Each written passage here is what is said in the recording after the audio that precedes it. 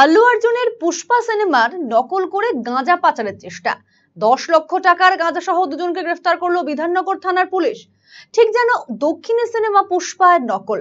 তবে সেই সিনেমায় চন্দন কাঠ পাচার করতে নতুন নতুন ফোন দিয়ে এঁটেছিল সিনেমার নায়ক পুষ্পা। সিনেমায় দেখা যায় কখনো দুধের ট্যাঙ্কারের নিচে গোপন চেম্বার করে, আবার কখনো ট্রাকের পেছনে আলাদা চেম্বার করে কাঠ পাচার চলছে। আর তবে এখানে চন্দন কাঠ নয়, গাঁজা পাচারের চেষ্টা। তবে তা আটকে দিল পুলিশ। শুক্রবার গভীর রাতে গোপন সূত্রে খবরের ভিত্তিতে শিলিগুড়ি মহকুমার ফাঁসিদেওয়া ব্লকের পশ্চিম মাদাতি টোলগেট এলাকায় অভিযান চালায়।